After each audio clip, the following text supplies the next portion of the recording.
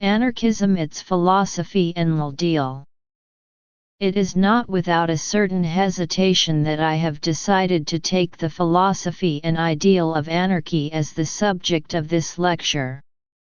Those who are persuaded that anarchy is a collection of visions relating to the future, and an unconscious striving toward the destruction of all present civilization, are still very numerous, and to clear the ground of such prejudices of our education as maintain this view we should have, perhaps, to enter into many details which it would be difficult to embody in a single lecture.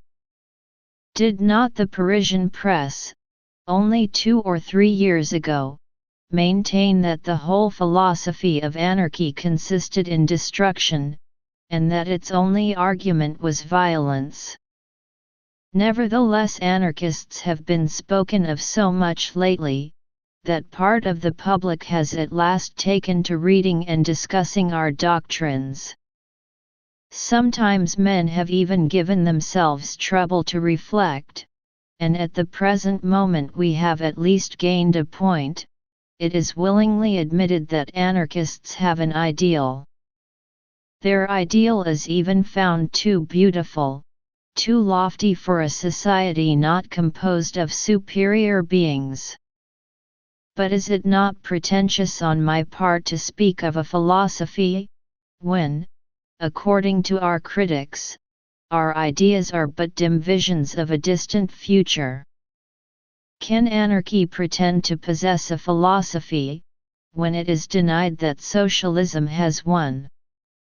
This is what I am about to answer with all possible precision and clearness, only asking you to excuse me beforehand if I repeat an example or two which I have already given at a London lecture, and which seem to be best fitted to explain what is meant by the philosophy of anarchism.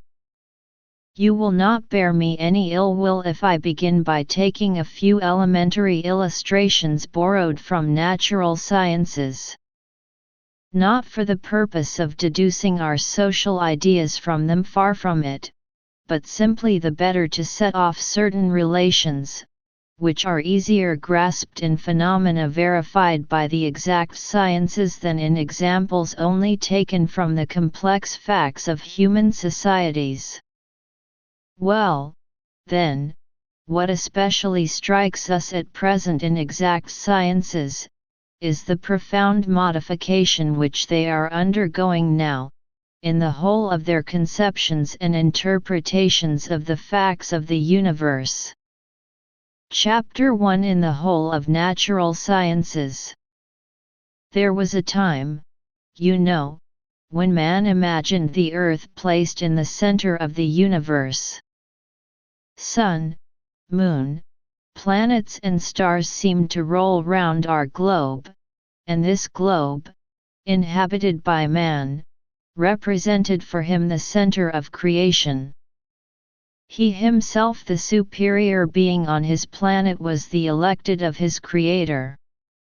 The sun, the moon, the stars were but made for him, toward him was directed all the attention of a God, who watched the least of his actions, arrested the sun's course for him, wafted in the clouds, launching his showers or his thunderbolts on fields and cities, to recompense the virtue or punish the crimes of mankind.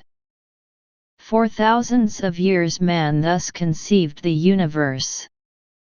You know also what an immense change was produced in the 16th century in all conceptions of the civilized part of mankind, when it was demonstrated that, far from being the center of the universe, the Earth was only a grain of sand in the solar system, a ball, much smaller even than the other planets, that the Sun itself, though immense in comparison to our little Earth, was but a star among many other countless stars which we see shining in the skies and swarming in the Milky Way.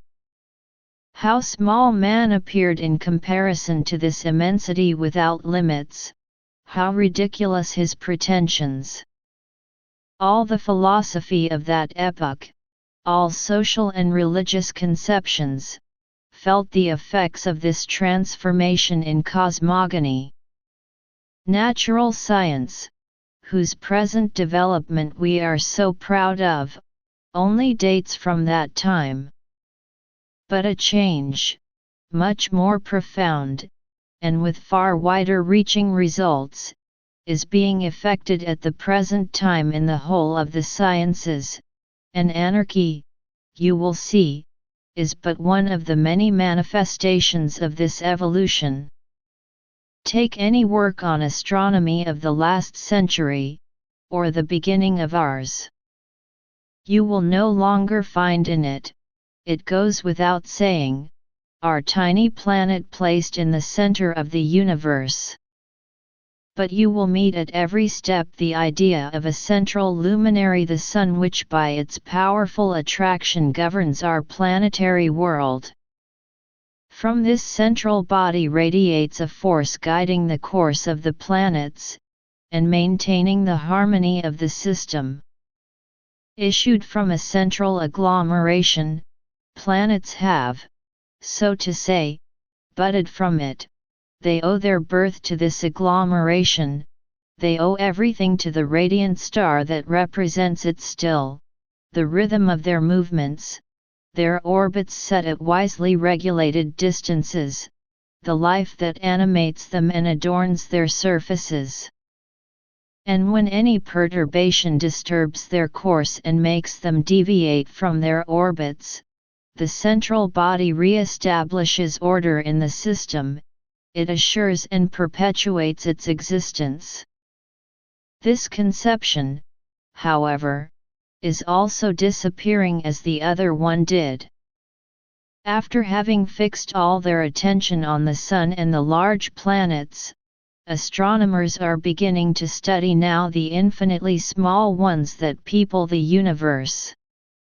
And they discover that the interplanetary and interstellar spaces are peopled and crossed in all imaginable directions by little swarms of matter, invisible, infinitely small when taken separately, but all-powerful in their numbers.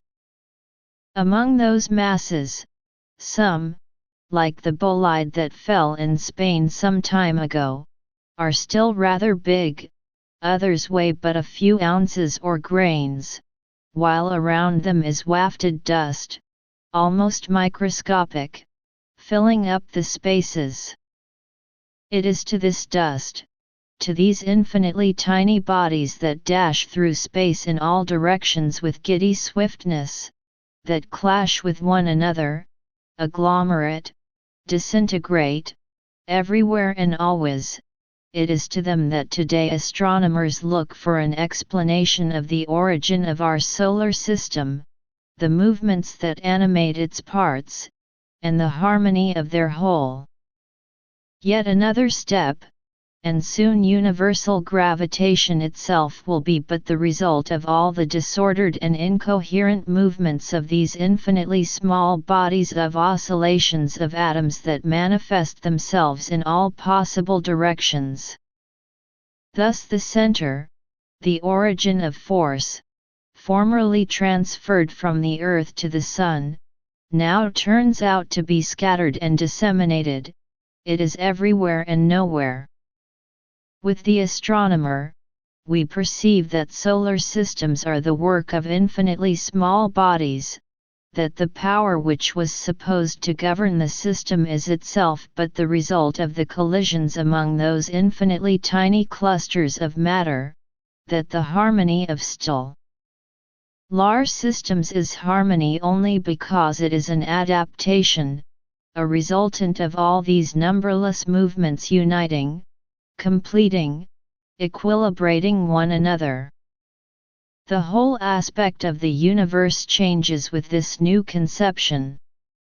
The idea of force governing the world, of pre-established law, preconceived harmony, disappears to make room for the harmony that Fourier had caught a glimpse of, the one which results from the disorderly and incoherent movements of numberless hosts of matter, each of which goes its own way and all of which hold each other in equilibrium. If it were only astronomy that were undergoing this change. But no, the same modification takes place in the philosophy of all sciences without exception, those which study nature as well as those which study human relations. In physical sciences, the entities of heat, magnetism, and electricity disappear. When a physicist speaks today of a heated or electrified body, he no longer sees an inanimate mass, to which an unknown force should be added.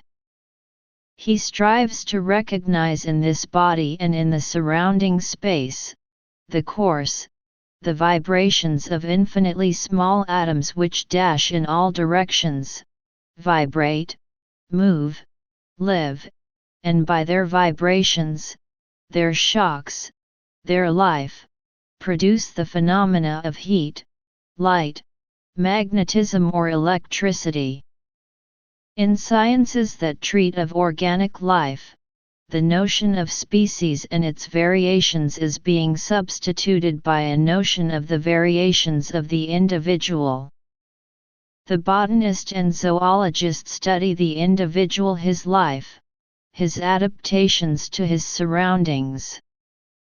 Changes produced in him by the action of drought or damp, heat or cold, abundance or poverty of nourishment, of his more or less sensitiveness to the action of exterior surroundings will originate species, and the variations of species are now for the biologist but resultants a given sum of variations that have been produced in each individual separately.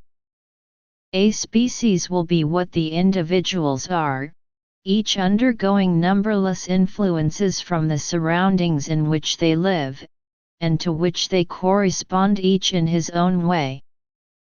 And when a physiologist speaks now of the life of a plant or of an animal, he sees rather an agglomeration, a colony of millions of separate individuals than a personality one and indivisible.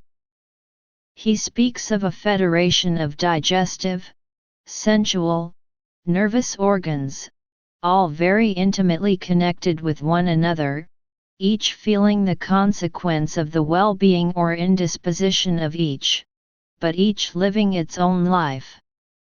Each organ, each part of an organ in its turn is composed of independent cellules which associate to struggle against conditions unfavorable to their existence. The individual is quite a world of federations, a whole universe in himself. And in this world of aggregated beings the physiologist sees the autonomous cells of blood, of the tissues, of the nerve centers. He recognizes the millions of white corpuscles, the phagocytes who wend their way to the parts of the body infected by microbes in order to give battle to the invaders. More than that, in each microscopic cell he discovers today a world of autonomous organisms, each of which lives its own life, looks for well-being for itself and attains it by grouping and associating itself with others. In short, each individual is a cosmos of organs, each organ is a cosmos of cells, each cell is a cosmos of infinitely small ones, and in this complex world, the well-being of the whole depends entirely on the sum of well-being enjoyed by each of the least microscopic particles of organized matter. A whole revolution is thus produced in the philosophy of life. But it is especially in psychology that this revolution leads to consequences of great importance. Quite recently the psychologist spoke of man as an entire being, one and indivisible. Remaining faithful to religious tradition, he used to class men as good and bad, intelligent and stupid, egotists and altruists. Even with materialists of the 18th century, the idea of a soul, of an indivisible entity, was still upheld. But what would we think today of a psychologist who would still speak like this? The modern psychologist sees in man a multitude of separate faculties, autonomous tendencies, equal among themselves, performing their functions independently, balancing, opposing one another continually. Taken as a whole, man is nothing but a resultant, always changeable, of all his diverse faculties, of all his autonomous tendencies, of brain cells and nerve centers. All are related so closely to one another that they each react on all the others, but they lead their own life without being subordinated to a central organ, the soul. Without entering into further details, you thus see that a profound modification is being produced at this moment in the whole of natural sciences. Not that this analysis is extended to details formerly neglected. No. The facts are not new, but the way of looking at them is in course of evolution, and if we had to characterize this tendency in a few words, we might say that if formerly science strove to study the results and the great sums, integrals, as mathematicians say, today it strives to study the infinitely small ones, the individuals of which those sums are composed, and in which it now recognizes independence and individuality at the same time as this intimate aggregation.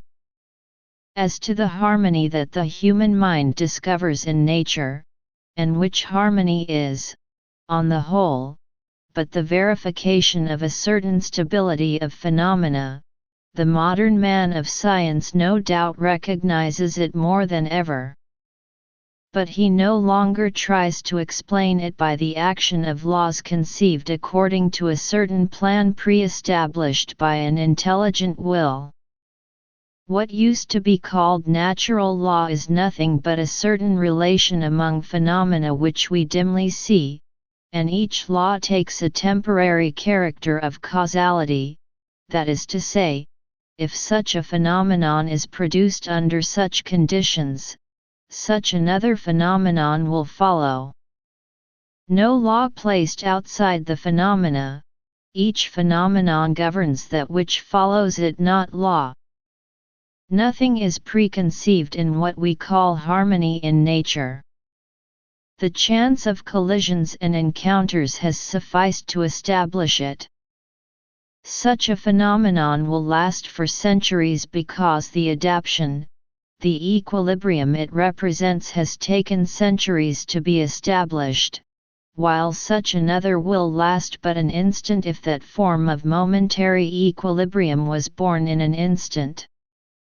If the planets of our solar system do not collide with one another and do not destroy one another every day, if they last millions of years, it is because they represent an equilibrium that has taken millions of centuries to establish as a resultant of millions of blind forces.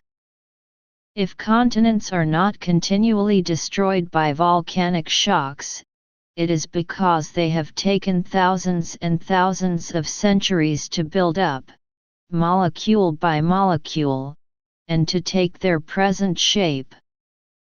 But lightning will only last an instant, because it represents a momentary rupture of the equilibrium, a sudden redistribution of force.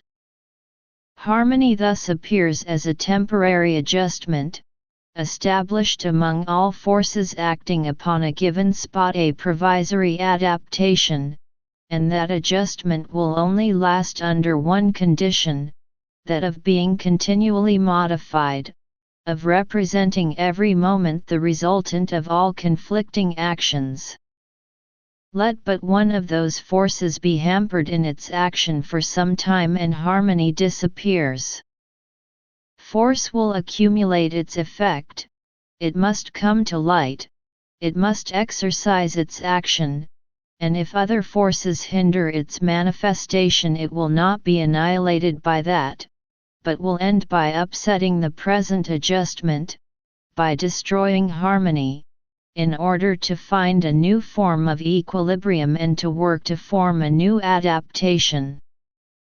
Such is the eruption of a volcano, whose imprisoned force ends by breaking the petrified lavas which hindered them to pour forth the gases, the molten lavas, and the incandescent ashes.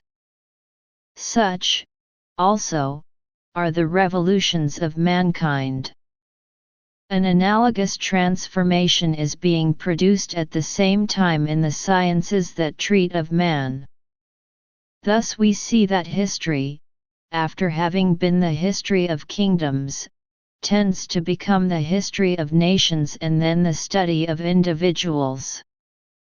The historian wants to know how the members, of which such a nation was composed, lived at such a time, what their beliefs were, their means of existence, what ideal of society was visible to them, and what means they possessed to march toward this ideal. And by the action of all those forces, formerly neglected, he interprets the great historical phenomena. So the man of science who studies jurisprudence is no longer content with such or such a code. Like the ethnologist, he wants to know the genesis of the institution that succeed one another. He follows their evolution through ages, and in this study he applies himself far less to written law than to local customs, to the customary law in which the constructive genius of the unknown masses has found expression in all times. A wholly new science is being elaborated in this direction and promises to upset established conceptions we learned at school, succeeding in interpreting history in the same manner as natural sciences interpret the phenomena of nature. And, finally, political economy, which was at the beginning a study of the wealth of nations, becomes today a study of the wealth of individuals. It cares less to know if such a nation has or has not a large foreign trade. It wants to be assured that bread is not wanting in the peasant's or worker's cottage. It knocks at all doors, at that of the palace as well as that of the hovel, and asks the rich as well as the poor, up to what point are your needs satisfied both for necessaries and luxuries? And as it discovers that the most pressing needs of 9/10 of each nation are not satisfied, it asks itself the question that a physiologist would ask himself about a plant or an animal: which are the means to satisfy the needs of all with the least loss of power? How can a society guarantee to each, and consequently to all, the greatest sum of satisfaction? It is in this direction that economic science is being transformed, and after having been so long a simple statement of phenomena interpreted in the interest of a rich minority, it tends to become, or rather it elaborates the elements to become, a science in the true sense of the word, of physiology of human societies. Chapter 2: The Rise of Anarchist Philosophy. While a new philosophy, a new view of knowledge taken as a whole, is thus being worked out, we may observe that a different conception of society, very different from that which now prevails, is in process of formation. Under the name of anarchy, a new interpretation of the past and present life of society arises, giving at the same time a forecast as regards its future, both conceived in the same spirit as the above-mentioned interpretation in natural sciences. Anarchy, therefore, appears as a constituent part of the new philosophy, and that is why anarchists come in contact, on so many points, with the greatest thinkers and poets of the present day. In fact, it is certain that in proportion as the human mind frees itself from ideas inculcated by minorities of priests, military chiefs and judges, all striving to establish their domination, and of scientists paid to perpetuate it, a conception of society arises, in which conception there is no longer room for those dominating minorities. A society entering into possession of the social capital accumulated by the labor of preceding generations, organizing itself so as to make use of this capital in the interests of all, and constituting itself without reconstituting the power of the ruling minorities. It comprises in its midst an infinite variety of capacities, temperaments and individual energies. It excludes none. It even calls for struggles and contentions, because we know that periods of contests, so long as they were freely fought out, without the weight of constituted authority being thrown on the one side of the balance, were periods when human genius took its mightiest flight and achieved the great street aims. Acknowledging, as a fact, the equal rights of all its members to the treasures accumulated in the past, it no longer recognizes a division between exploited and exploiters, governed and governors, dominated and dominators, and it seeks to establish a certain harmonious compatibility in its midst, not by subjecting all its members to an authority that is fictitiously supposed to represent society, not by trying to establish uniformity, but by urging all men to develop free initiative, free action, free association.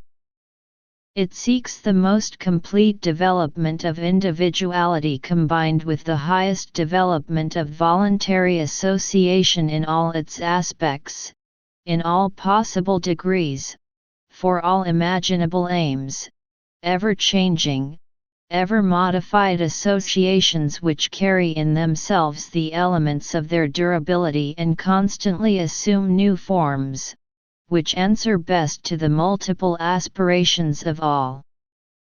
A society to which pre-established forms, crystallized by law, are repugnant, which looks for harmony in an ever-changing and fugitive equilibrium between a multitude of varied forces and influences of every kind, following their own course, these forces promoting themselves the energies which are favorable to their march toward progress, toward the liberty of developing in broad daylight and counterbalancing one another. This conception and ideal of society is certainly not new. On the contrary, when we analyze the history of popular institutions, the clan, the village community, the guild and even the urban commune of the Middle Ages in their first stages, we find the same popular tendency to constitute a society according to this idea, a tendency, however, always trammeled by domineering minorities. All popular movements bore this stamp more or less, and with the Anabaptists and their forerunners in the 9th century we already find the same ideas clearly expressed in the religious language which was in use at that time. Unfortunately, till the end of the last century, this ideal was always tainted by a theocratic spirit, and it is only nowadays that the conception of society deduced from the observation of social phenomena is rid of its swaddling clothes. It is only today that the ideal of a society where each governs himself according to his own will, which is evidently a result of the social influences borne by each, is affirmed in its economic, political and moral aspects at one and the same time, and that this ideal presents itself based on the necessity of communism, imposed on our modern societies by the eminently social character of our present production. In fact, we know full well today that it is futile to speak of liberty as long as economic slavery exists. Speak not of liberty, poverty is slavery is not a vain formula. It has penetrated into the ideas of the great working class masses, it filters through all the present literature, it even carries those along who live on the poverty of others, and takes from them the arrogance with which they formerly asserted their rights to exploitation. Millions of socialists of both hemispheres already agree that the present form of capitalistic appropriation cannot last much longer. Capitalists themselves feel that it must go and dare not defend it with their former assurance. Their only argument is reduced to saying to us, "You have invented nothing better." But as to denying the fatal consequences of the present forms of property, as to justifying their right to property, they cannot do it. They will practice this right as long as freedom of action is left to them, but without trying to base it on an idea. This is easily understood. For instance, take the town of Paris, a creation of so many centuries, a product of the genius of a whole nation, a result of the labor of 20 or 30 generations. How could one maintain to an inhabitant of that town who works every day to embellish it, to purify it, to nourish it, to make it a center of thought and art, how could one assert before one who produces this wealth that the palaces adorning the streets of Paris belong in all justice to those who are the legal proprietors today, when we are all creating their value, which would be nil without us? Such a fiction can be kept up for some time by the skill of the people's educators. The great battalions of workers may not even reflect about it, but from the moment a minority of thinking men agitate the question and submit it to all, there can be no doubt of the result. Popular opinion answers, it is by spoliation that they hold these riches. Likewise, how can the peasant be made to believe that the bourgeois or manorial land belongs to the proprietor who has a legal claim, when a peasant can tell us the history of each bit of land for 10 leagues around? Above all, how make him believe that it is useful for the nation that Mr. So-and-so keeps a piece of land for his park when so many neighboring peasants would be only too glad to cultivate it? And, lastly, how make the worker in a factory, or the miner in a mine, believe that factory and mine equitably belong to their present masters, when worker and even miner are beginning to see clearly through Panama scandals, bribery, French, Turkish or other railways, pillage of the state and legal theft, from which great commercial and industrial property are derived? In fact, the masses have never believed in sophisms taught by economists, uttered more to confirm exploiters in their rights than to convert exploited. Peasants and workers, crushed by misery and finding no support in the well-to-do classes, have let things go, save from time to time when they have affirmed their rights by insurrection. And if workers ever thought that the day would come when personal appropriation of capital would profit all by turning it into a stock of wealth to be shared by all, this illusion is vanishing like so many others.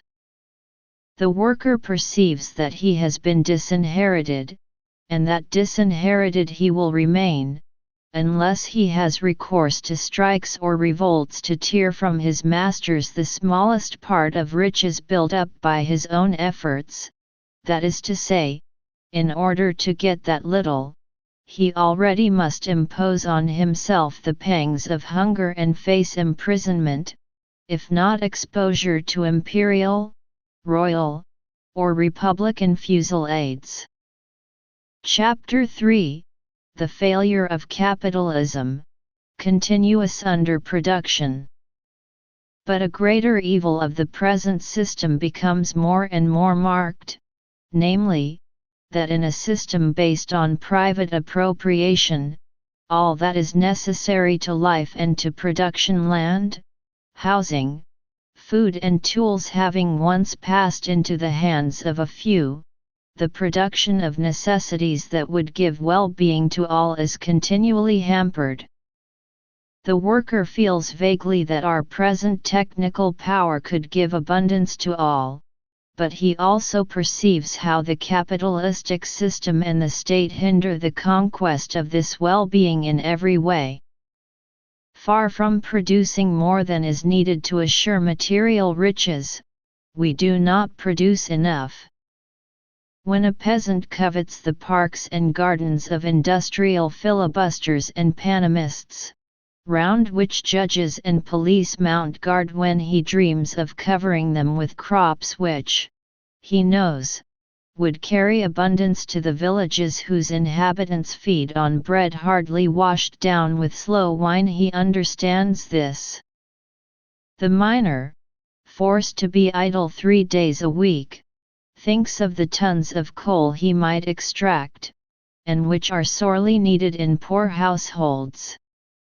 The worker whose factory is closed, and who tramps the streets in search of work, sees bricklayers out of work like himself, while 1/5 of the population of Paris live in insanitary hovels. He hears shoemakers complain of want of work, while so many people need shoes, and so on. In short, if certain economists delight in writing treatises on overproduction, and in explaining each industrial crisis by this cause, they would be much at a loss if called upon to name a single article produced by France in greater quantities than are necessary to satisfy the needs of the whole population. It is certainly not corn; the country is obliged to import it. It is not wine either; peasants drink but little wine, and substitute slow wine in its stead, and the inhabitants of towns have to be content with adulterated stuff. It is evidently not houses; millions still live in cottages of the most wretched description, with 1 or 2 apertures. It is not even good or bad books, for they are still objects of luxury in the villages. Only one thing is produced in quantities greater than needed: it is the budget-devouring individual, but such merchandise is not mentioned in lectures by political economists, although those individuals possess all the attributes of merchandise, being ever ready to sell the missives to the highest bidder. What economists call overproduction is but a production that is above the purchasing power of the worker, who is reduced to poverty by capital and state. Now, this sort of overproduction remains fatally characteristic of the present capitalist production, because Proudhon has already shown it workers cannot buy with their salaries what they have produced, and at the same time copiously nourish the swarm of idlers who live upon their work. The very essence of the present economic system is, that the worker can never enjoy the well-being he has produced, and that the number of those who live at his expense will always augment. The more a country is advanced in industry, the more this number grows. Inevitably, industry is directed, and will have to be directed, not towards what is needed to satisfy the needs of all, but towards that which, at a given moment, brings in the greatest temporary profit to a few. Of necessity, the abundance of some will be based on the poverty of others, and the straitened circumstances of the greater number will have to be maintained at all costs, that there may be hands to sell themselves for a part only of that which they are capable of producing, without which, private accumulation of capital is impossible. These characteristics of our economical system are its very essence. Without them, it cannot exist, for who would sell his labor power for less than it is capable of bringing in, if he were not forced thereto by the threat of hunger? And those essential traits of the system are also its most crushing condemnation. As long as England and France were pioneers of industry, in the midst of nations backward in their technical development, and as long as neighbors purchased their wools, their cotton goods, their silks, their iron and machines, as well as a whole range of articles of luxury, at a price that allowed them to enrich themselves at the expense of their clients, the worker could be buoyed up by hope that he, too, would be called upon to appropriate an ever larger share of the booty to himself. But these conditions are disappearing. In their turn, the backward nations of 30 years ago have become great producers of cotton goods, wools, silks, machines and articles of luxury. In certain branches of industry they have even taken the lead, and not only do they struggle with the pioneers of industry and commerce in distant lands, but they even compete with those pioneers in their own countries. In a few years Germany, Switzerland, Italy, the United States, Russia and Japan have become great industrial rise. Mexico, the Indies, even Serbia, are on the march, and what will it be when China begins to imitate Japan in manufacturing for the world's market? Chapter 4: The Inevitable Workers' Revolution. The result is that industrial crises, the frequency and duration of which are always augmenting, have passed into a chronic state in many industries. Likewise, wars for Oriental and African markets have become the order of the day since several years. It is now 25 years that the sword of war has been suspended over European states. And if war has not burst forth, it is especially due to influential financiers who find it advantageous that states should become more and more indebted. But the day on which money will find its interest in fomenting war, human flocks will be driven against other human flocks, and will butcher one another to settle the affairs of the world's master financiers. All is linked. All holds together under the present economic system, and all tends to make the fall of the industrial and mercantile system under which we live inevitable. Its duration is but a question of time that may already be counted by years and no longer by centuries. A question of time and energetic attack on our part. Idlers do not make history, they suffer it. That is why such powerful minorities constitute themselves in the midst of civilized nations, and loudly ask for the return to the community of all riches accumulated by the work of preceding generations. The holding in common of land, mines, factories, inhabited houses, and means of transport is already the watchword of these imposing fractions, and repression, the favorite weapon of the rich and powerful, can no longer do anything to arrest the triumphal march of the spirit of revolt. And if millions of workers do not rise to seize the land and factories from the monopolists by force, be sure it is not for want of desire.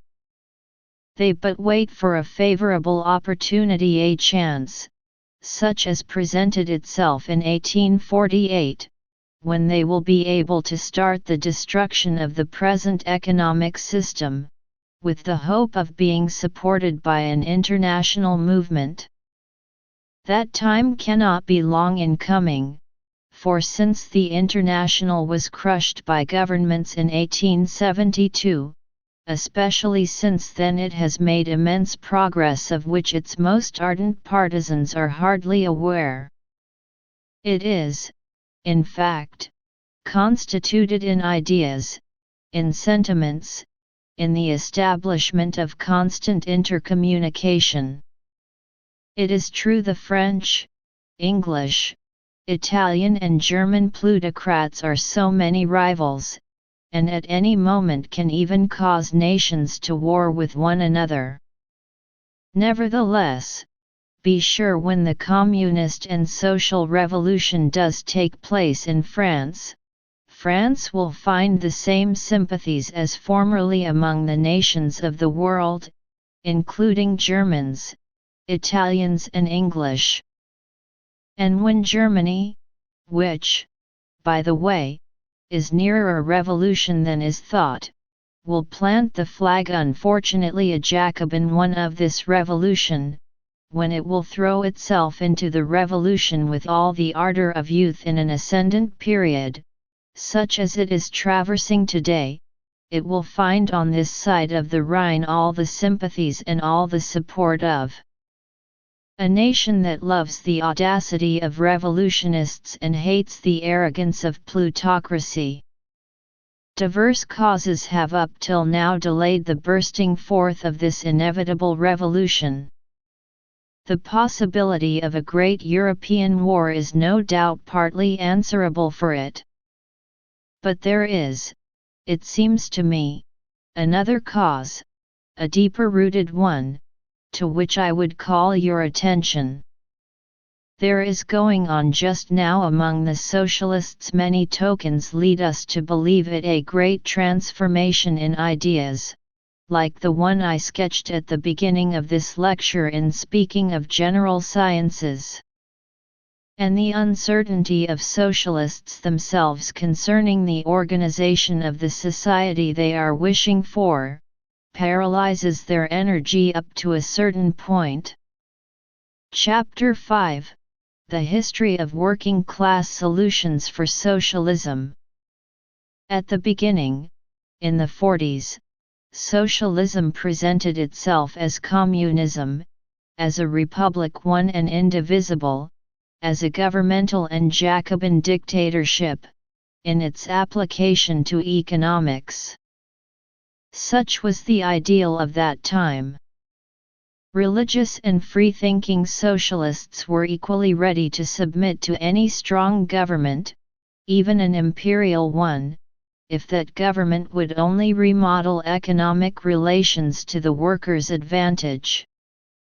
A profound revolution has since been accomplished, especially among Latin and English peoples.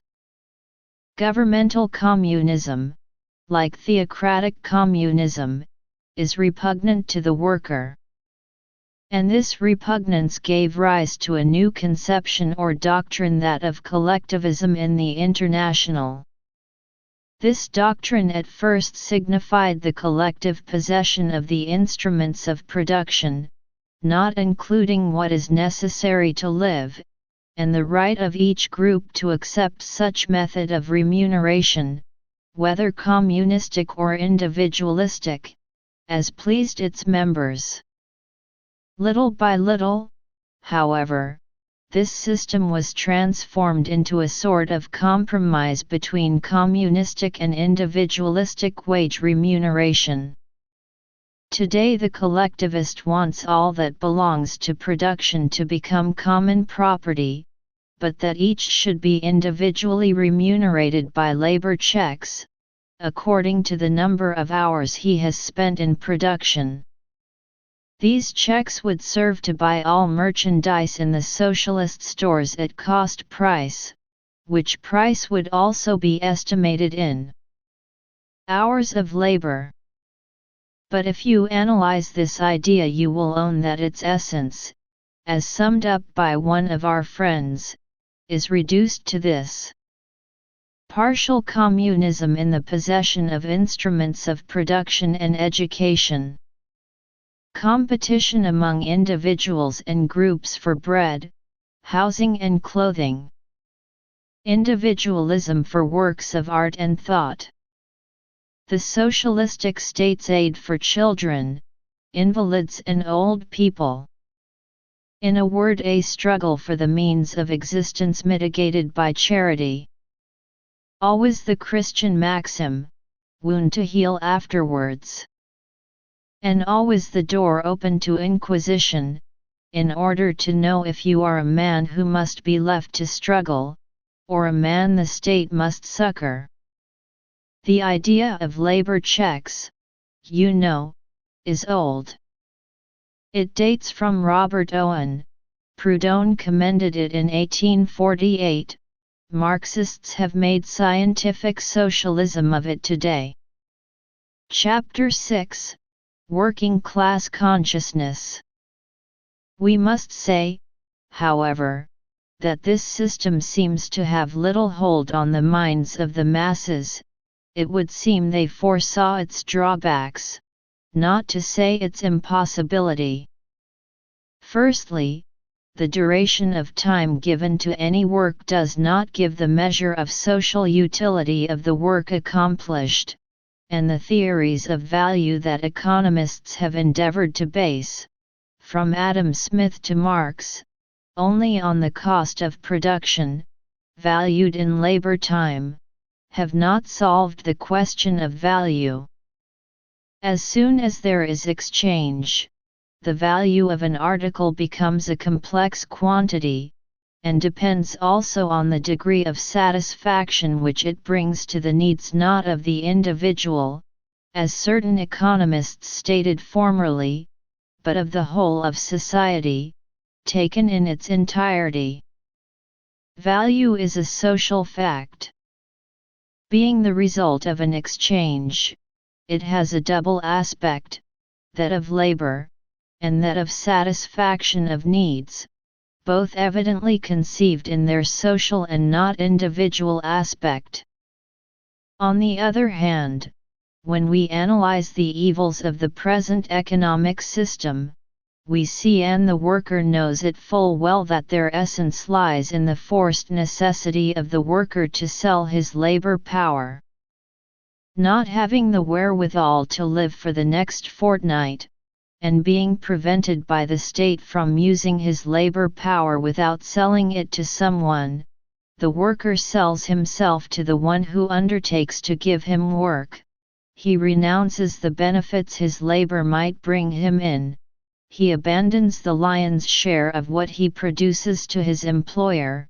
He even abdicates his liberty.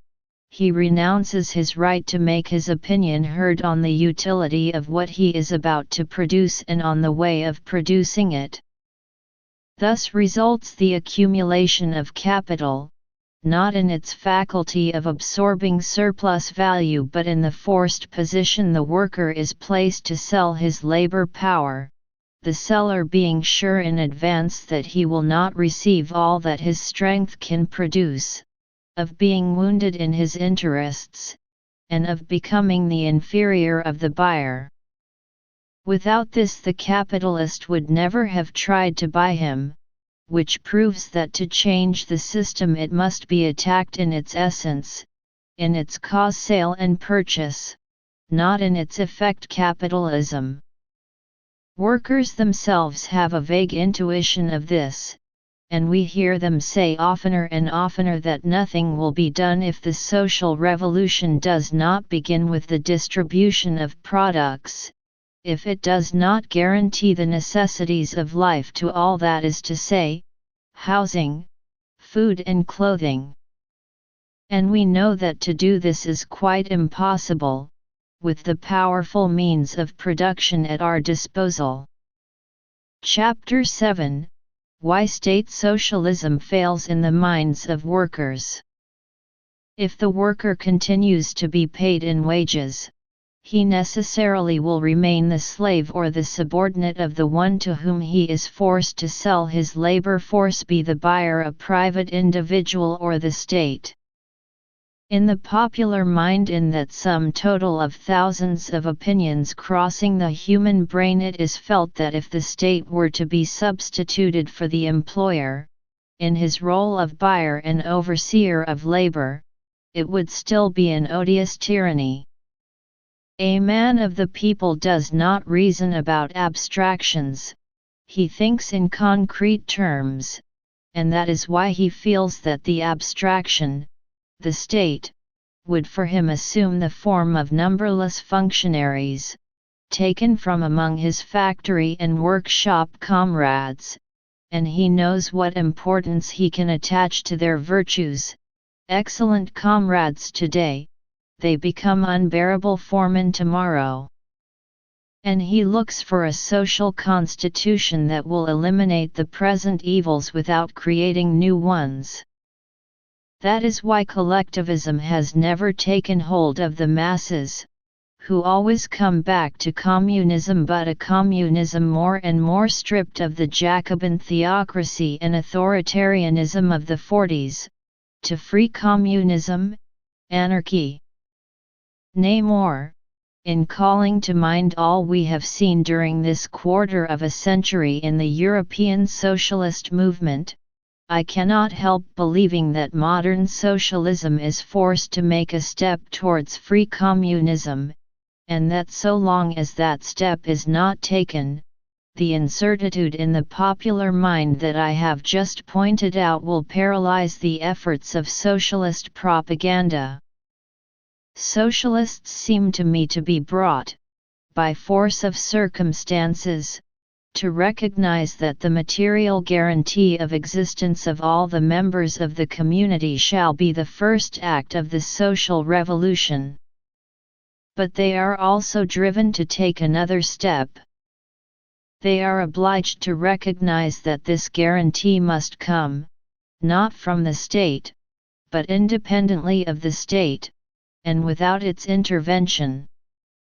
We have already obtained the unanimous assent of those who have studied the subject, that a society, having recovered the possession of all riches accumulated in its midst, can liberally assure abundance to all in return for 4 or 5 hours effective and manual work a day, as far as regards production.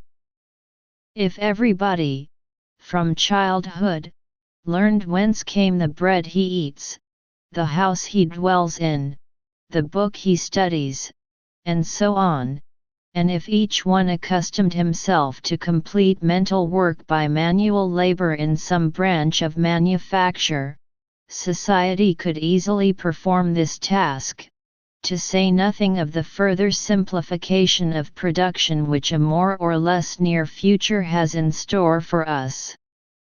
In fact, it suffices to recall for a moment the present terrible waste, to conceive what a civilized society can produce with but a small quantity of labor if all share in it, and what grand works might be undertaken that are out of the question today. Unfortunately, the metaphysics called political economy has never troubled about that which should have been its essence, economy of labor. There is no longer any doubt as regards the possibility of wealth in a communist society, armed with our present machinery and tools. Doubts only arise when the question at issue is, whether a society can exist in which man's actions are not subject to state control, whether, to reach well-being, it is not necessary for European communities to sacrifice the little personal liberty they have reconquered at the cost of so many sacrifices during this century. A section of socialists believe that it is impossible to attain such a result without sacrificing personal liberty on the altar of the state. Another section, to which we belong, believes, on the contrary, that it is only by the abolition of the state, by the conquest of perfect liberty by the individual, by free agreement, association, and absolute free federation that we can reach communism, the possession in common of our social inheritance, and the production in common of all riches. That is the question outweighing all others at present, and socialism must solve it, on pain of seeing all its efforts endangered and all its ulterior development paralyzed. Let us, therefore, analyze it with all the attention it deserves. Chapter 8: Why the State Must Be Abolished. If every socialist will carry his thoughts back to an earlier date, he will no doubt remember the host of prejudices aroused in him when, for the first time, he came to the idea that abolishing the capitalist system and private appropriation of land and capital had become an historical necessity. The same feelings are today produced in the man who for the first time hears that the abolition of the state, its laws, its entire system of management, governmentalism and centralization, also becomes an historical necessity, that the abolition of the one without the abolition of the other is materially impossible. Our whole education made, be it noted, by church and state, in the interests of both revolts at this conception. Is it less true for that? And shall we allow our belief in the state to survive the host of prejudices we have already sacrificed for our emancipation? It is not my intention to criticize tonight the state. That has been done and redone so often, and I am obliged to put off to another lecture the analysis of the historical part played by the state. A few general remarks will suffice. To begin with, if man, since his origin, has always lived in societies, the state is but one of the forms of social life, quite recent as far as regards European societies. Men lived thousands of years before the first states were constituted. Greece and Rome existed for centuries before the Macedonian and Roman empires were built up. And for us modern Europeans the centralized states date but from the 16th century.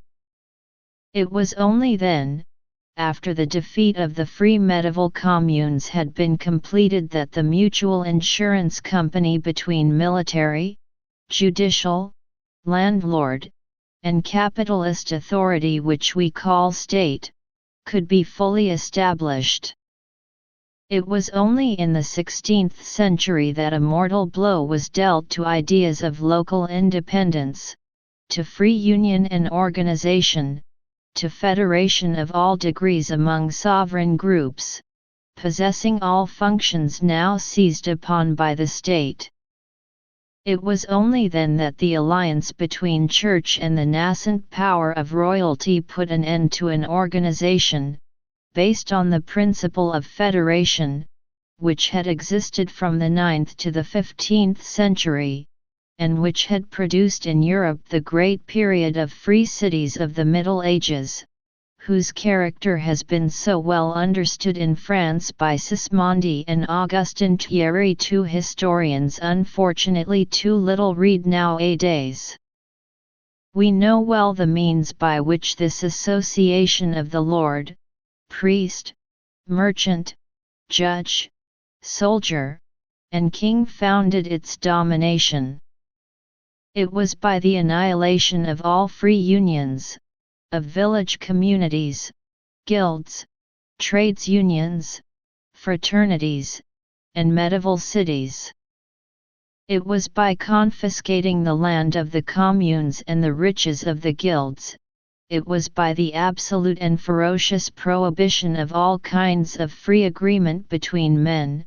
It was by massacre, the wheel, the gibbet, the sword, and the fire that church and state established their domination, and that they succeeded henceforth to reign over an incoherent agglomeration of subjects, who had no direct union more among themselves.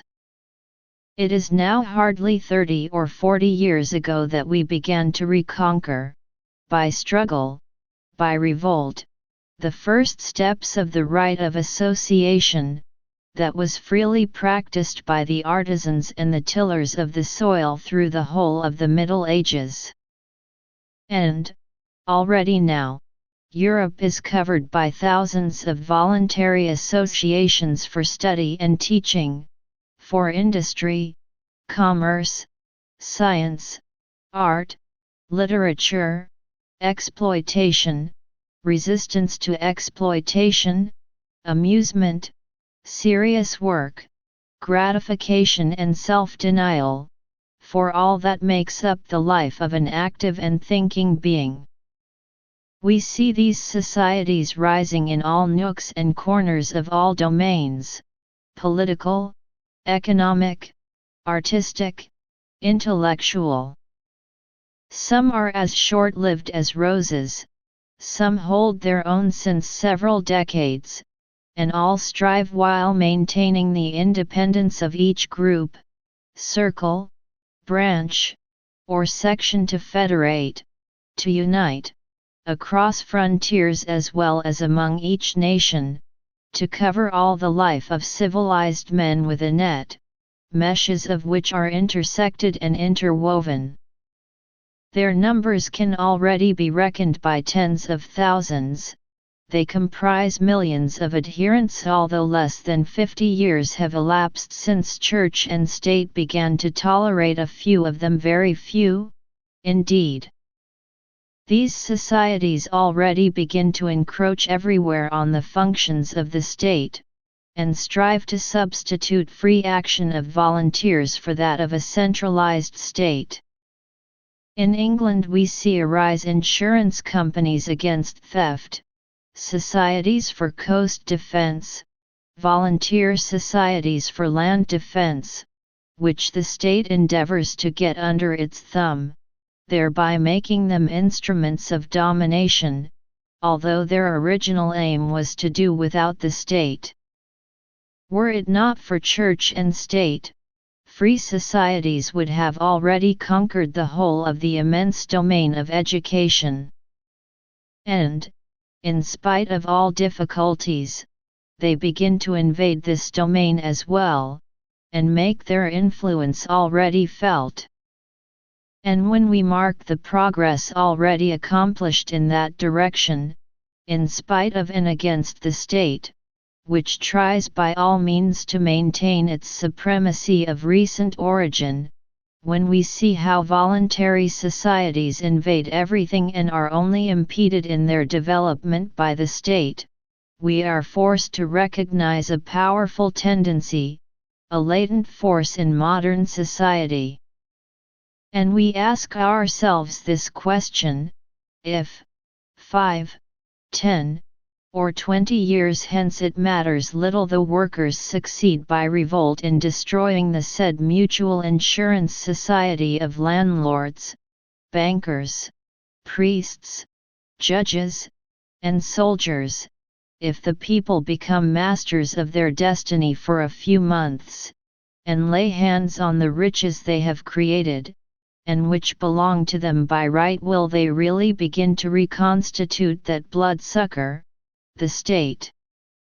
Or will they not rather try to organize from the simple to the complex, according to mutual agreement and to the infinitely varied, ever-changing needs of each locality, in order to secure the possession of those riches or themselves, to mutually guarantee one another's life, and to produce what will be found necessary for life? Chapter 9: Can anarchistic society survive? Will they follow the dominant tendency of the century, towards decentralization, home rule and free agreement, or will they march contrary to this tendency and strive to reconstitute demolished authority?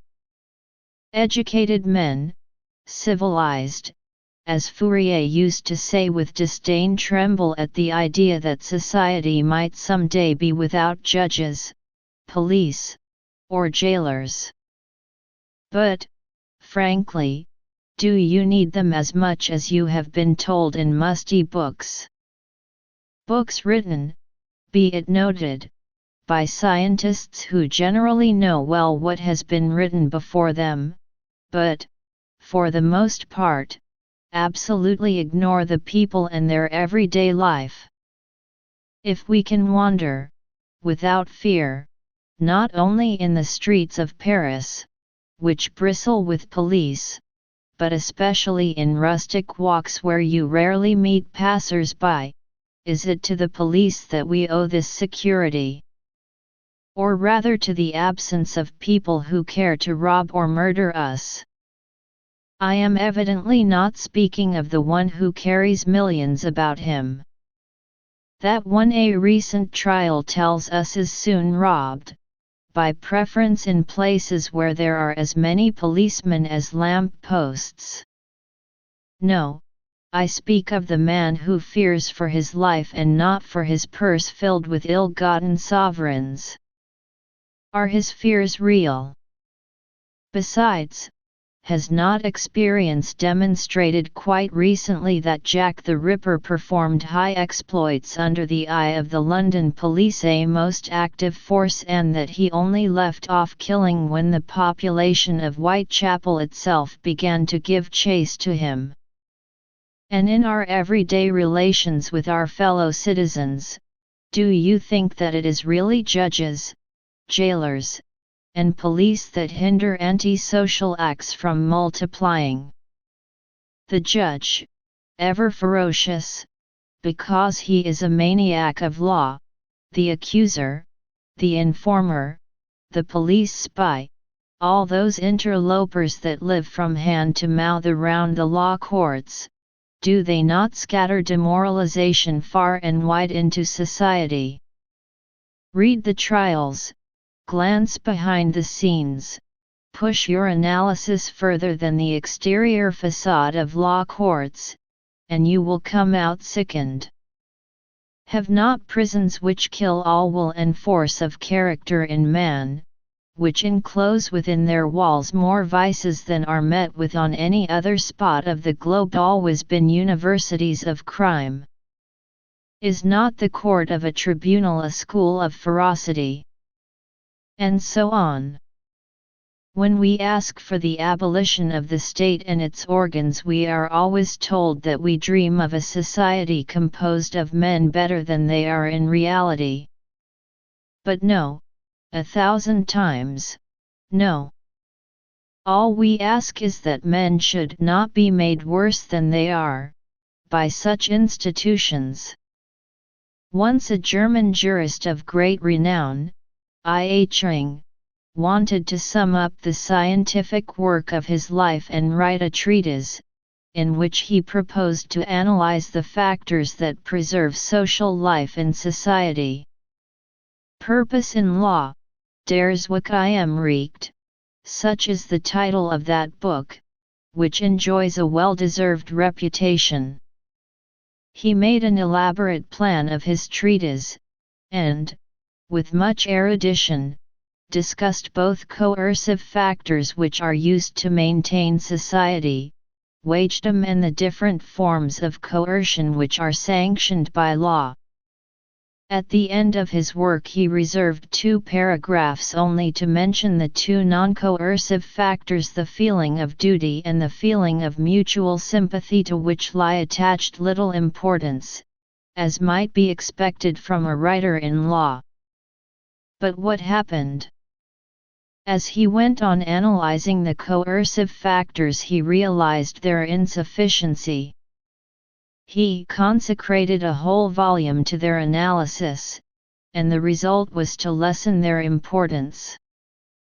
When he began the last 2 paragraphs, when he began to reflect upon the non-coercive factors of society, he perceived, on the contrary, their immense, outweighing importance, and instead of 2 paragraphs, he found himself obliged to write a second volume, twice as large as the first, on these two factors, voluntary restraint and mutual help, and yet, he analyzed but an infinitesimal part of these latter, those which result from personal sympathy, and hardly touched free agreement, which results from social institutions.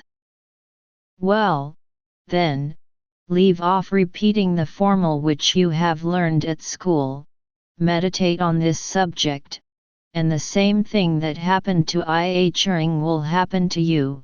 You will recognize the infinitesimal importance of coercion, as compared to the voluntary assent, in society. On the other hand, if by following the very old advice given by Bentham you begin to think of the fatal consequences direct, and especially indirect, of legal coercion, like Tolstoy, like us, you will begin to hate use of coercion, and you will begin to say that society possesses 1,000 other means for preventing antisocial acts. If it neglects those means today, it is because, being educated by church and state, our cowardice and apathy of spirit hinder us seeing clearly on this point.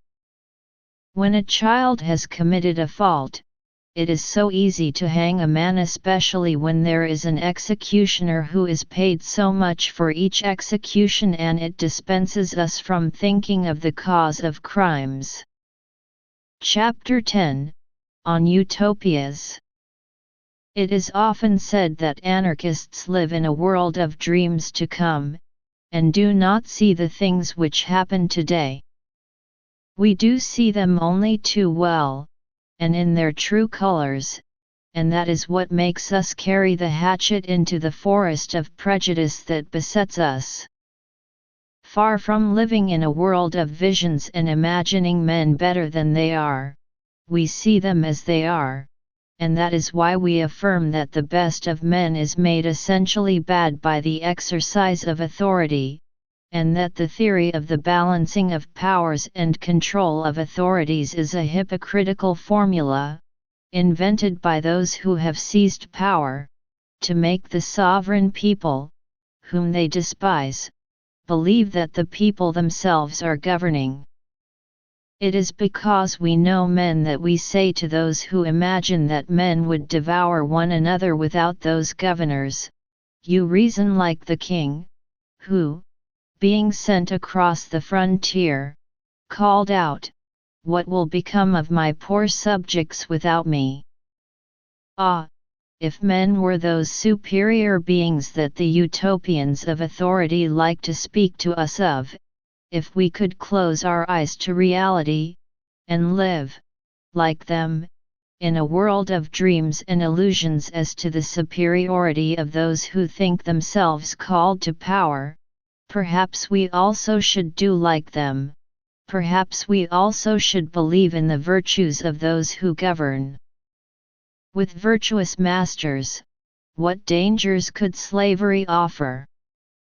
Do you remember the slave owner of whom we heard so often, hardly 30 years ago? Was he not supposed to take paternal care of his slaves? He alone, we were told, could hinder these lazy, indolent, improvident children dying of hunger. How could he crush his slaves through hard labor, or mutilate them by blows, when his own interest lay in feeding them well, in taking care of them as much as of his own children? And then, did not the law see to it that the least swerving of a slave owner from the path of duty was punished? How many times have we not been told so? But the reality was such that, having returned from a voyage to Brazil, Darwin was haunted all his life by the cries of agony of mutilated slaves, by the sobs of moaning women whose fingers were crushed in thumb serus. If the gentlemen in power were really so intelligent and so devoted to the public cause, as panegyrists of authority love to represent, what a pretty government and paternal utopia we should be able to construct. The employer would never be the tyrant of the worker, he would be the father. The factory would be a palace of delight, and never would masses of workers be doomed to physical deterioration. The state would not poison its workers by making matches with white phosphorus, for which it is so easy to substitute red phosphorus. The making of matches was a state monopoly in France. A judge would not have the ferocity to condemn the wife and children of the one whom he sends to prison to suffer years of hunger and misery and to die some day of anemia. Never would a public prosecutor ask for the head of the accused for the unique pleasure of showing off his oratorical talent, and nowhere would we find a jailer or an executioner to do the bidding of judges, who have not the courage to carry out their sentence themselves. What do I say? We should never have enough Plutarchs to praise the virtues of members of Parliament who would all hold Panama checks in horror. Barabee would become an austere nursery of virtue, and permanent armies would be the joy of citizens, as soldiers would only take up arms to parade before nursemaids, and to carry nosegays on the point of their bayonets.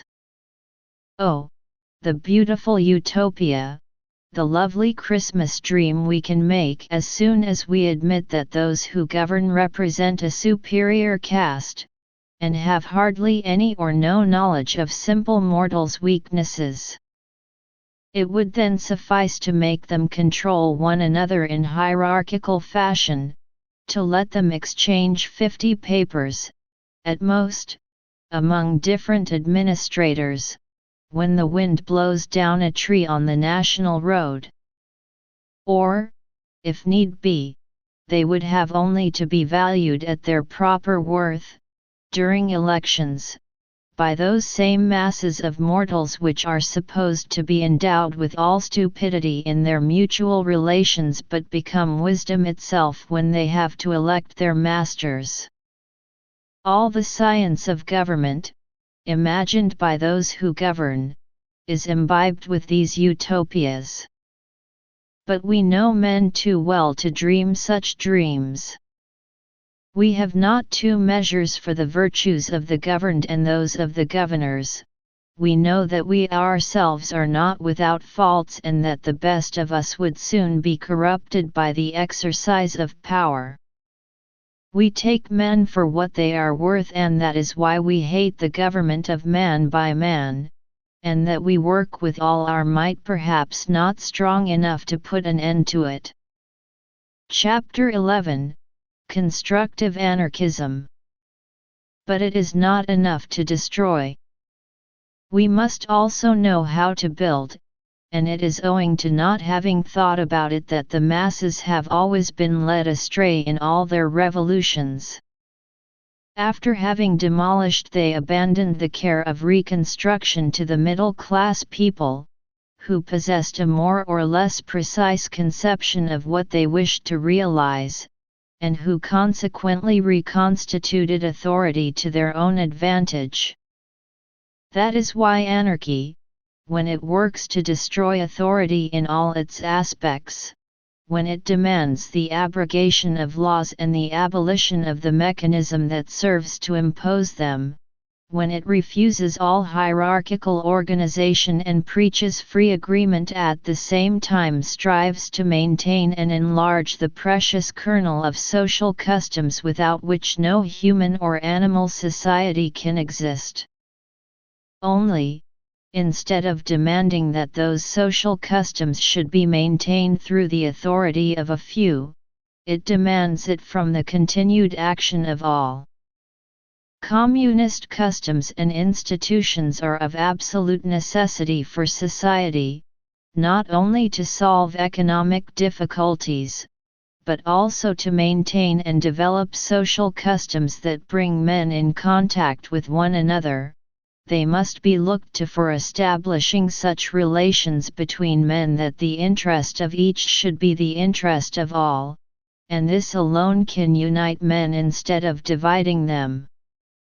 In fact, when we ask ourselves by what means a certain moral level can be maintained in a human or animal society, we find only three such means: the repression of antisocial acts, moral teaching, and the practice of mutual help itself. And as all three have already been put to the test of practice, we can judge them by their effects. As to the impotence of repression, it is sufficiently demonstrated by the disorder of present society and by the necessity of a revolution that we all desire or feel inevitable.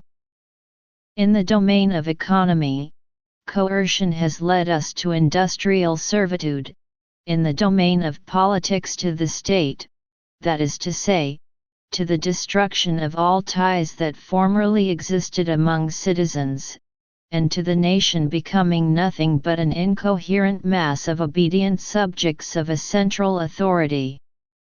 Not only has a coercive system contributed and powerfully aided to create all the present economical, political and social evils, but it has given proof of its absolute impotence to raise the moral level of societies. It has not been even able to maintain it at the level it had already reached. If a benevolent fairy could only reveal to our eyes all the crimes that are committed every day, every minute, in a civilized society under cover of the unknown, or the protection of law itself, society would shudder at that terrible state of affairs. The authors of the greatest political crimes, like those of Napoleon III, coup d'état, or the Bloody Week in May after the fall of the Commune of 1871, never are arraigned, and as a poet said, the small miscreants are punished for the satisfaction of the great ones. More than that, when authority takes the moralization of society in hand, by punishing criminals it only heaps up new crimes. Practiced for centuries, repression has so badly succeeded that it has but led us into a blind alley from which we can only issue by carrying torch and hatchet into the institutions of our authoritarian past. Far be it from us not to recognize the importance of the second factor, moral teaching, especially that which is unconsciously transmitted in society and results from the whole of the ideas and comments emitted by each of us on facts and events of everyday life. But this force can only act on society under one condition, that of not being crossed by a mass of contradictory immoral teachings resulting from the practice of institutions. In that case its influence is nil or baneful.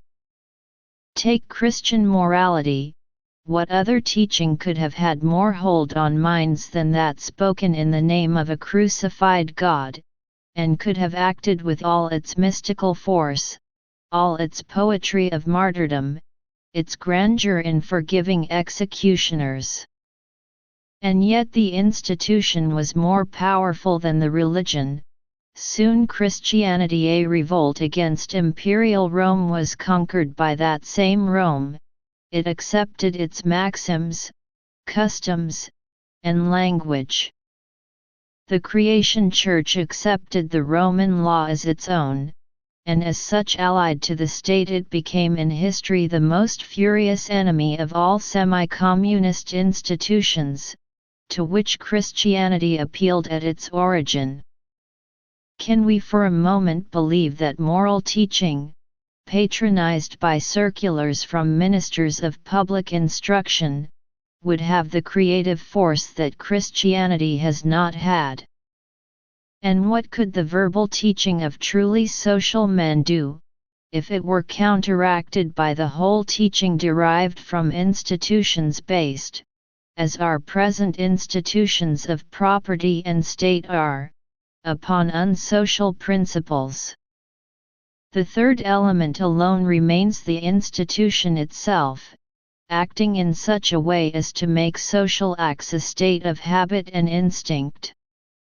This element history proves it has never missed its aim, never has it acted as a double-bladed sword, and its influence has only been weakened when custom strove to become immovable, crystallized, to become in its turn a religion not to be questioned when it endeavored to absorb the individual, taking all freedom of action from him and compelling him to revolt against that which had become, through its crystallization, an enemy to progress. In fact, all that was an element of progress in the past or an instrument of moral and intellectual improvement of the human race is due to the practice of mutual aid, to the customs that recognized the equality of men and brought them to ally, to unite, to associate for the purpose of producing and consuming, to unite for purpose of defense, to federate and to recognize no other judges in fighting out their differences than the arbitrators they took from their own midst. Each time these institutions, issued from popular genius, when it had reconquered its liberty for a moment, each time these institutions developed in a new direction, the moral level of society, its material well-being, its liberty, its intellectual progress, and the affirmation of individual originality made a step in advance. And, on the contrary, each time that in the course of history, whether following upon a foreign conquest, or whether by developing authoritarian prejudices men become more and more divided into governors and governed, exploiters and exploited, the moral level fell, the well-being of the masses decreased in order to ensure riches to a few, and the spirit of the age declined. History teaches us this, and from this lesson we have learned to have confidence in free communist institutions to raise the moral level of societies, debased by the practice of authority. Today we live side by side without knowing one another. We come together at meetings on an election day, we listen to the lying or fanciful professions of faith of a candidate, and we return home. The state has the care of all questions of public interest. The state alone has the function of seeing that we do not harm the interests of our neighbor, and, if it fails in this, of punishing us in order to repair the evil. Our neighbor may die of hunger or murder his children, it is no business of ours, it is the business of the policeman. You hardly know one another, nothing unites you, everything tends to alienate you from one another, and finding no better way, you ask the Almighty, formerly it was a God, now it is the state, to do all that lies within his power to stop anti-social passions from reaching their highest climax. In a communist society such estrangement, such confidence in an outside force could not exist. Communist organization cannot be left to be constructed by legislative bodies called parliaments, municipal or communal council. It must be the work of all, a natural growth, a product of the constructive genius of the great mass. Communism cannot be imposed from above, it could not live even for a few months if the constant and daily cooperation of all did not uphold it. It must be free. It cannot exist without creating a continual contact between all for the thousands and thousands of common transactions. It cannot exist without creating local life, independent in the smallest unities: the block of houses, the street, the district, the commune.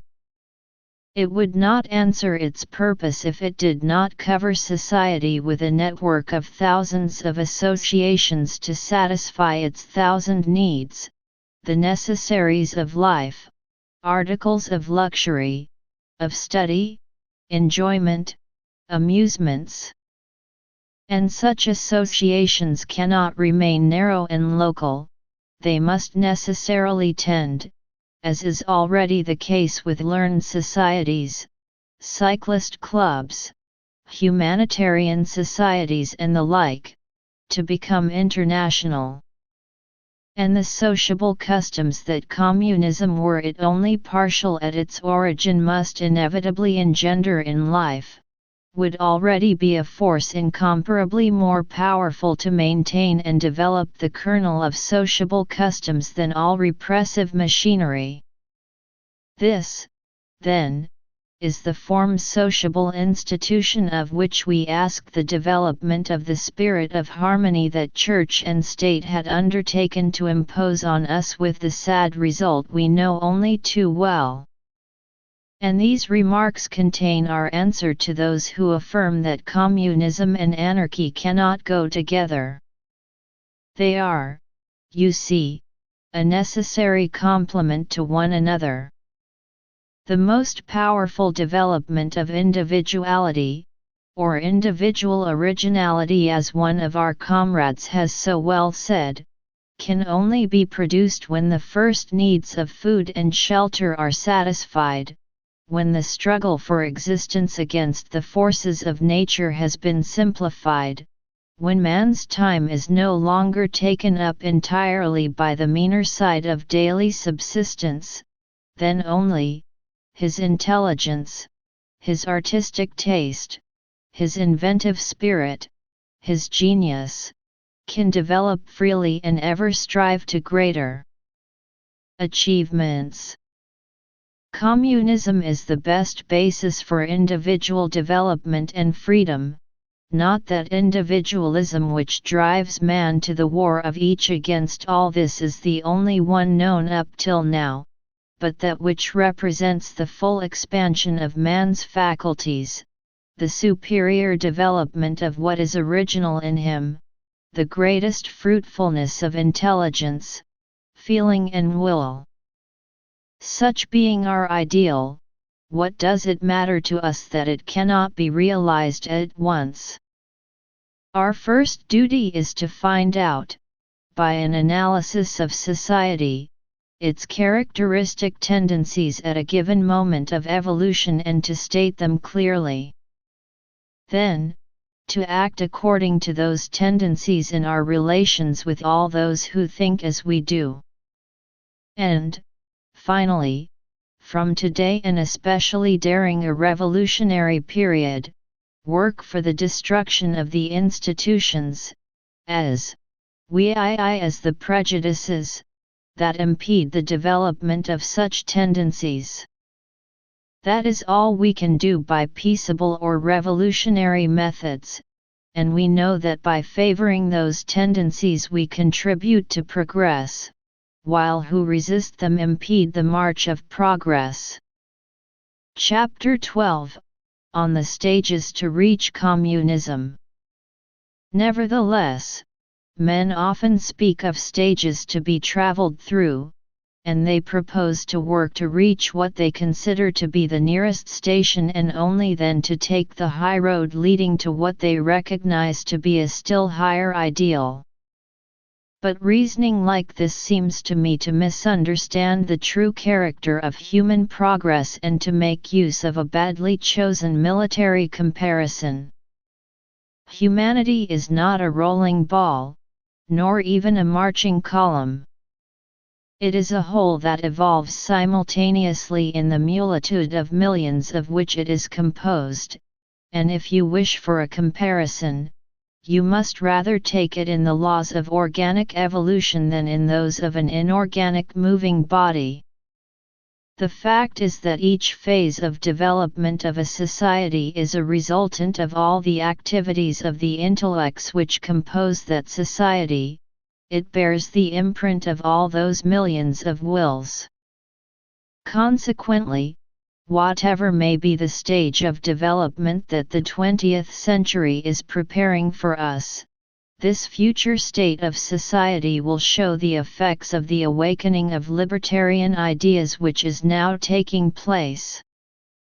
And the depth with which this movement will be impressed upon the coming 20th century institutions will depend upon the number of men who will have broken today with authoritarian prejudices, on the energy they will have used in attacking old institutions, on the impression they will make on the masses, on the clearness with which the ideal of a free society will have been impressed on the minds of the masses.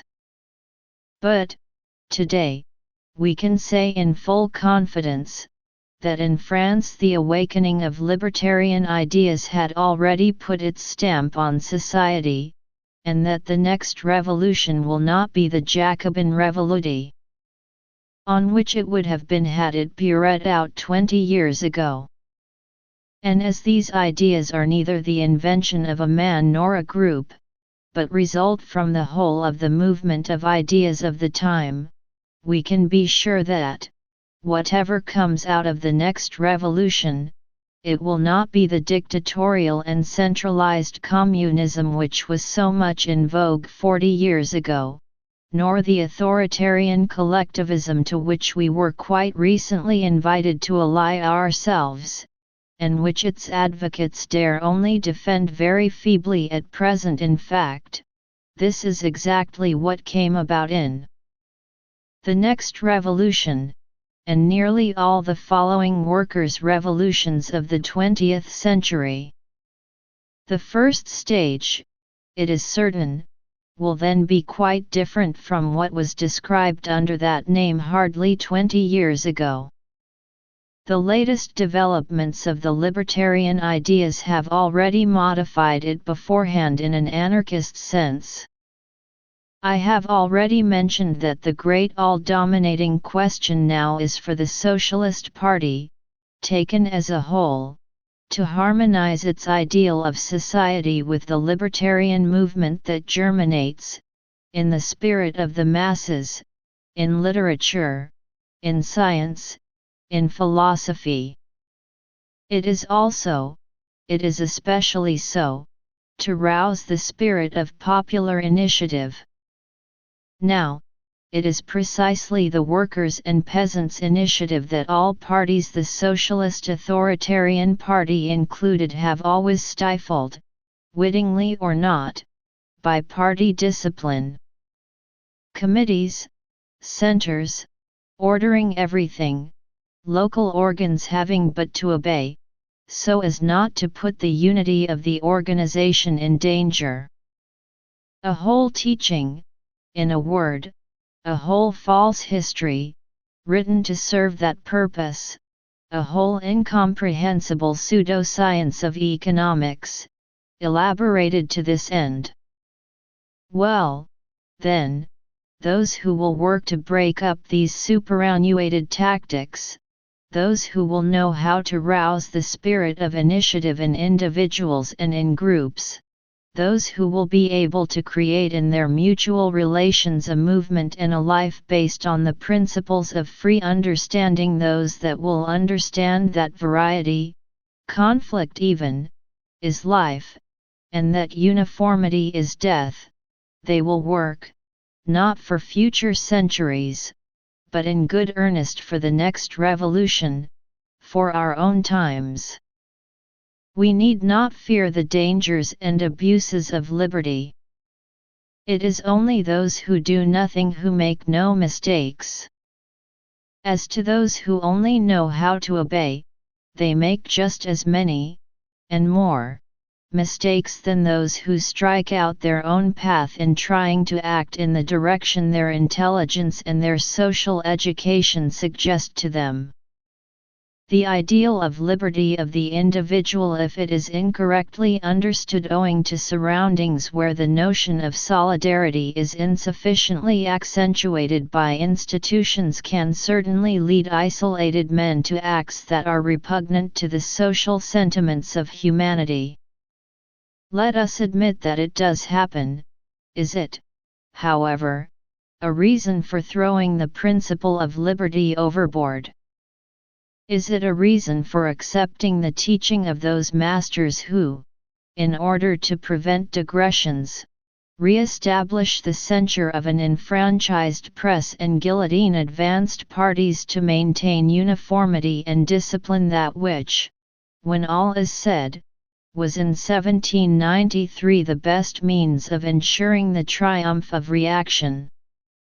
The only thing to be done when we see anti-social acts committed in the name of liberty of the individual, is to repudiate the principle of each for himself and God for all, and to have the courage to say aloud in anyone's presence what we think of such acts.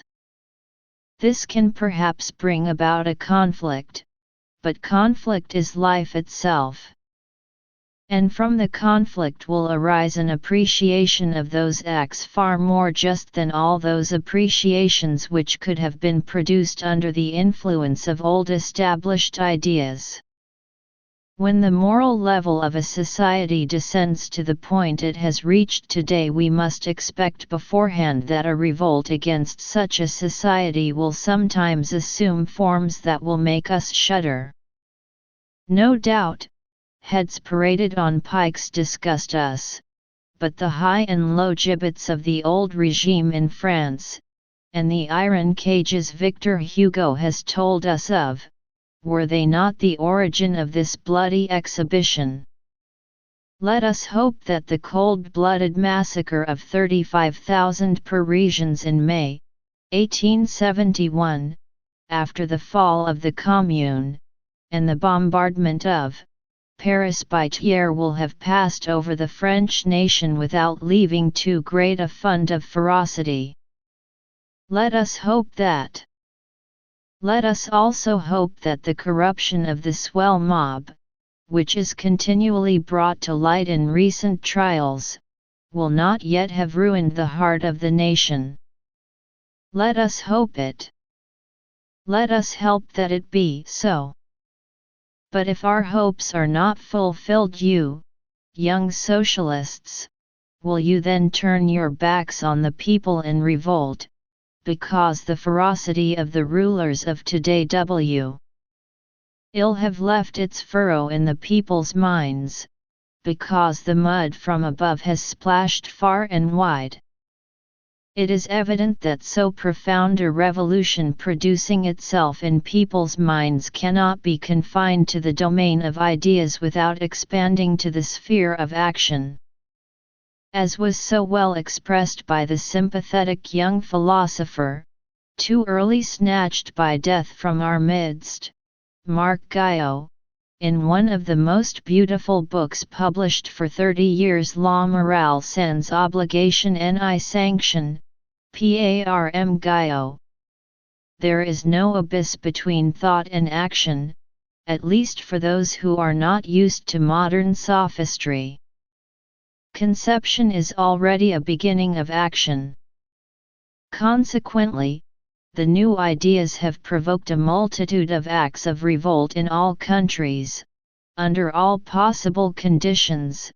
First, individual revolt against capital and state, then collective revolt strikes and working-class insurrections, both preparing, in men's minds as in actions, a revolt of the masses, a revolution.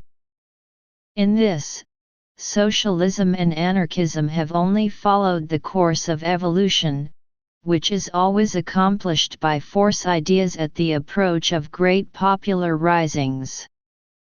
That is why it would be wrong to attribute the monopoly of acts of revolt to anarchism. And, in fact, when we pass in review the acts of revolt of the last quarter of a century, we see them proceeding from all parties. In all Europe we see a multitude of risings of working masses and peasants. Strikes, which were once a war of folded arms, today easily turning to revolt, and sometimes taking in the United States, in Belgium, in Andalusia the proportions of vast insurrections. In the New and Old Worlds it is by the dozen that we count the risings of strikers having turned to revolts. On the other hand, the individual act of revolt takes all possible characters, and all advanced parties contribute to it.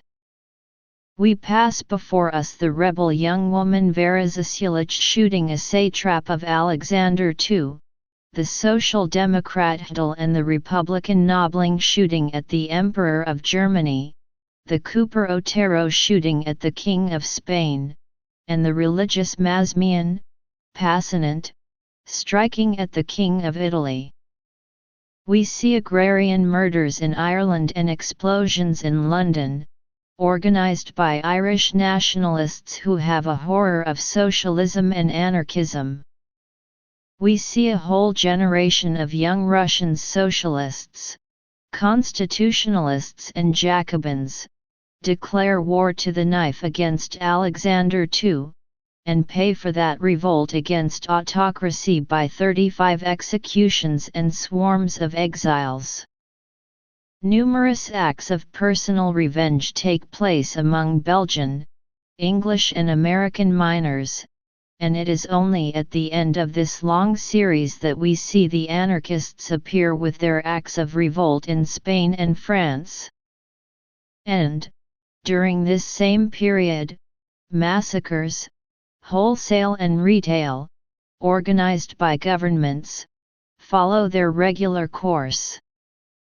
To the applause of the European bourgeoisie, the Versailles Assembly causes 35,000 Parisian workmen to be butchered, for the most part prisoners of the vanquished Commune. Pinkerton thugs, that private army of the rich American capitalists, massacre strikers according to the rules of that art. Priests incite an idiot to shoot at Louise Michel, who as a true anarchist snatches her would-be murderer from his judges by pleading for him. Outside Europe the Indians of Canada are massacred and Riel is strangled, the Matabele are exterminated, Alexandria is bombarded, without saying more of the butcheries in Madagascar, in Tonkin, in Turcoman's land, everywhere, to which is given the name of war. And, finally, each year hundreds and even thousands of years of imprisonment are distributed among the rebellious workers of the two continents, and the wives and children, who are thus condemned to expiate the so-called crimes of their fathers, are doomed to the darkest misery. The rebels are transported to Siberia, to Biribi, to Noumea and to Guyana, and in those places of exile the convicts are shot down like dogs for the least act of insubordination. What a terrible indictment the balance sheet of the sufferings endured by workers and their friends, during this last quarter of a century, would be. What a multitude of horrible details that are unknown to the public at large and that would haunt you like a nightmare if I ventured to tell you them tonight.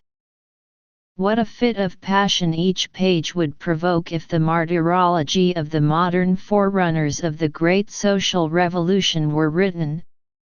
Well, then, we have lived through such a history, and each one of us has read whole pages from that book of blood and misery. And, in the face of those sufferings, those executions, those Guyanas, Siberias, Noumeas and Biribis, they have the insolence to reproach the rebel worker with want of respect for human life. But the whole of our present life extinguishes the respect for human life. The judge who sentences to death, and his lieutenant, the executioner, who garrots in broad daylight in Madrid, or guillotines in the mists of Paris amid the jeers of the degraded members of high and low society, the general who massacres at Bacillet, and the newspaper correspondent who strives to cover the assassins with glory, the employer who poisons his workmen with white lead, because he answers, it would cost so much more to substitute oxide of zinc for it, the so-called English geographer who kills an old woman lest she should awake a hostile village by her sobs, and the German geographer who causes the girl he had taken as a mistress to be hanged with her lover, the court-martial that is content with 15 days' arrest for the Birabi jailer convicted of murder? All in the present society teaches absolute contempt for human life, for that flesh that costs so little in the market. And those who garrot, assassinate, kill depreciated human merchandise, they who have made a religion of the maxim that for the safety of the public you must garrot, shoot and kill, they complain that human life is not sufficiently respected. No, citizens, as long as society accepts the law of retaliation, as long as religion and law, the barrack and the law courts, the prison and industrial penal servitude, the press and the school continue to teach supreme contempt for the life of the individual, do not ask the rebels against that society to respect it.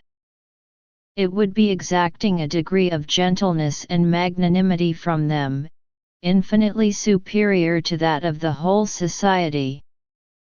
If you wish, like us, that the entire liberty of the individual and, consequently, his life be respected, you are necessarily brought to repudiate the government of man by man, whatever shape it assumes. You are forced to accept the principles of anarchy that you have spurned so long. You must then search with us the forms of society that can best realize that ideal and put an end to all the violence that rouses your indignation.